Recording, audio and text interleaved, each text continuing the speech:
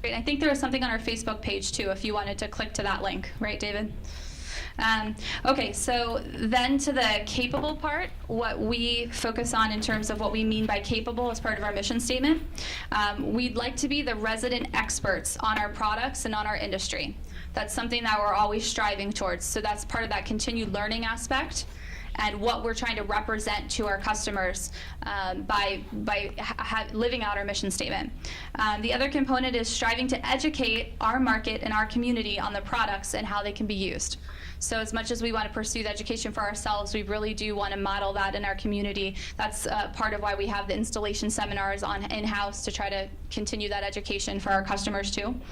Let's see, we continue to learn both in our field and outside of our field. So we definitely encourage that. That's part of that tuition reimbursement aspect and going to conferences and product trainings. And then also, in the capable concept, we want to be trendsetters in our industry with our services and with our business models. I wanted to touch really quick on the aspect of the onboarding program. So what we were saying other companies did really well, like Zappos, where they had this great 4-week training program. I think we've got a really nice foundation that Rochelle and Joanna are continuously refining. And as we're onboarding the new people, I think it's getting better and better. But we know that that's another opportunity for growth with our company and in place for improvement. But also circling back in with more seasoned people that can continue to get, as we've evolved as a company. I know our company looks very different than it did 10 years ago, and we have a lot of people that were here 10 years ago. So circling back to the more seasoned people so that they have the same sense of exposure to our corporate spirit and our corporate culture that the onboarding of brand new people are getting, so that there's still, again, more of a shared group experience and thought process with that. And then lastly, the concept of how do we feel as a company about employee welfare, one of those things that other companies are doing so well and is at the core of their corporate spirit. So hitting on a couple of them, transparency was a big one. I didn't realize this, but I guess a lot of companies don't share their financial information or their sales information. And so we're really excited that that's something that we naturally do, sharing with you guys at the corporate meeting about our annual financial end results, sending out the sales reports. In Salesforce, so many exciting new aspects of information. You guys have access to account retention reports that used to be so tough to get to you guys. Also the ability to see your profit margin within a sale and things like that. So we're continuing to give you guys more resources and a transparency to allow you guys to be more effective and have more autonomy in being able to work your business. Continued learning. So we heard tons about that today, and hopefully you guys will keep hearing about it. The tuition reimbursement program, the monthly training we're going to do, the 2 corporate trainings we do. I don't know if anybody fully absorbed that, but we also have a budget for everybody to do continued learning on their own within their field. So that's something that should have been part of your review process with your manager. And if it wasn't, they're going to circle back around to it. So you guys have an offsite training or a conference or something like that scheduled that is free to you guys to do. General treatment. I don't know if you guys realize this, but I don't know if you've had a chance to encounter it. We have a 0 tolerance policy as a company for clients acting verbally or physically abusive to any of our team members, and we will refuse service for that same concept. So if you guys have ever encountered that or ever do encounter that in future, please know that we care about you guys wholeheartedly, and if you remotely are being emotionally, verbally, physically abused or assaulted by a customer, we want to know right away, because you guys are important to us and the customer is not always right. Exactly like what the Continental Airlines was saying. And last one, creativity being revered. So we're constantly trying to encourage people to look into new products that we can bring to market, talking with Andre and the product team about all the new things that we can bring in, taking innovation from other fields and applying them to our business model. That's something I think that's Betty's particularly fond of doing. So as you guys are researching and seeing things that other companies are doing really well, even if it has nothing to do with our company, thinking about how we can apply it to ours, because we want to be more forward thinking. And new income centers. We're even interested in looking at what that means. So don't hesitate to bring innovation to us, because we're very much into the idea of innovation. We obviously just want to take the time do it, to research it and to do it well. But honestly, sky's the limit when it comes to that, because that's certainly the direction that we would like to go in. So I just wanted to invite a couple people up really quick to who I think are examples of a couple key factors of corporate spirit that we just talked about, so they can just briefly share their experience with that. So really quick, Roger, Vanessa, Christine, and Brian, if you can come up really quick.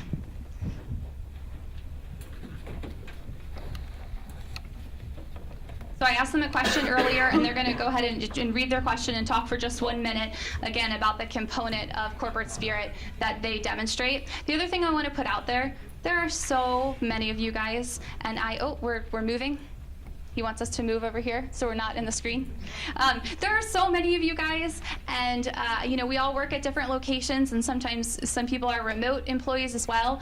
I would love to hear if you guys are participating in any of the things that these people are talking about. I honestly don't know how many people out there are already doing community service. We'd love to know about it. We'd love to tweet about it and put it on Facebook. Even if it has nothing to do with our company or our clients, we'd love to say, hey, Rochelle just went to this 5K for cancer last weekend and had a great time, putting it out there in the community. Or hey, Roger just came back from this really cool training. We'd like to put that on social media. We'd like all of us to know about it, to get excited about it, and to share that with our clients and our social network. So really quick, Christina's going to be talking about community service. Okay, so you want me to read? Okay, so the question I have here is, please tell us about one of the volunteer opportunities you do and how it impacts you. So what Lisa and I were actually talking about is, I'm involved with a lot of different NGOs and have been for the last 20 years. And if any of you who do know me know that the way I got involved with NGOs is my family has been a part of the foster care system and adoptive system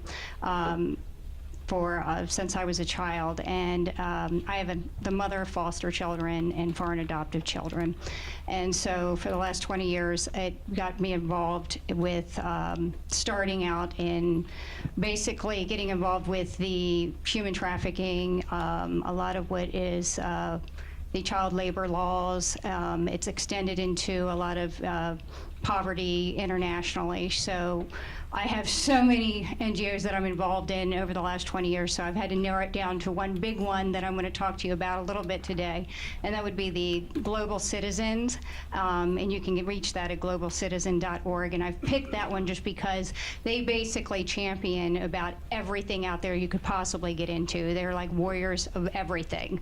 So whether it's the environment you want to go after, or whether it's domestic or international that you're interested in, they do it here in the United States, whether it's poverty, like I said, whether it's the labor laws, whether it's anything dealing with human trafficking, as it is here in the United States as well as internationally. It's a big problem here in the U.S. as well.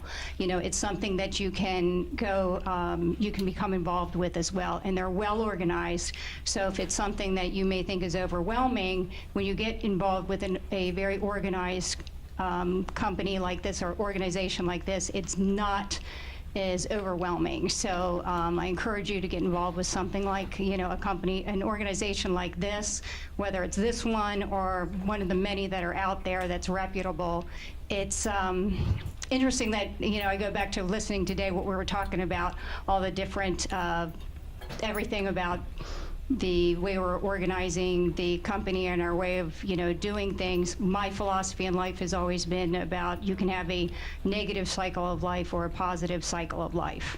And this is one of the reasons I'm always giving back, because I think, I want to give back into the world and do positive things so that it can, if I nurture the world, it's going to nurture me back. So it's almost been, it's part of what we're doing today, talking about, in the workplace and in our interpersonal relationships, carry that on in the way we live our lives. And I think that's all part of what we're talking about here.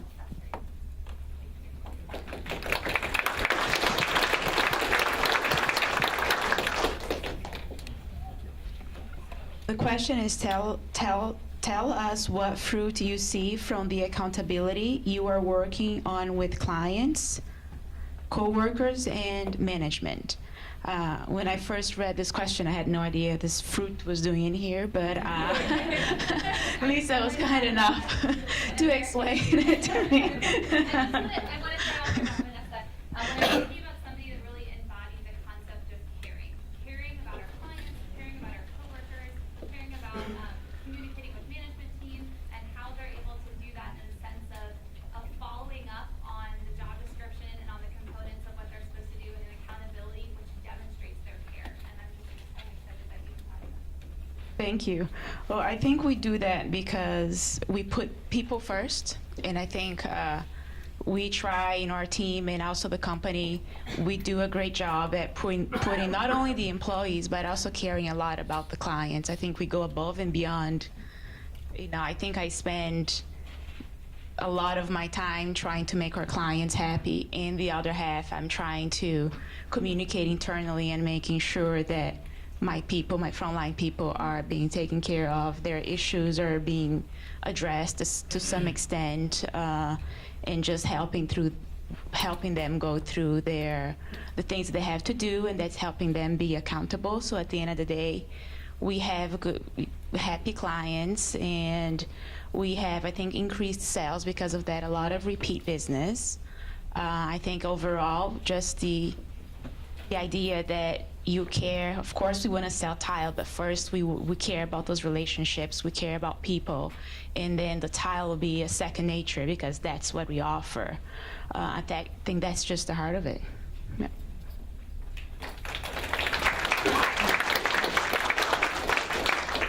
So I wasn't told to keep the question, so I threw it away. Yeah, it was what makes me so innovative and why. Or I think what made you want to be innovative in the workplace and kind of step out of what you were doing to really volunteer yourself to come up with something new? And what came of that experience for you? Well, honestly, I was a little bored with what I was doing before. But when Betty interviewed me, she said that she wanted to take the company to 50 million, and she had a timeline, and she told me things that, were concerning to her, where she thought they needed to be improved, and I saw Salesforce as kind of a big key to solving those problems. And obviously, we had Win come in, and they couldn't quite get things done, and I'm a firm believer that there's not a problem you can't solve. Just have to do with how you look at it, your approach to the problem. And I knew that in troubleshooting and trying to fix the problem, I was going to grow and learn and become a more well-rounded professional, in addition to furthering the company and succeeding where somebody else is better. Plus, I'm really stubborn, and I refuse to be beaten by a machine. So.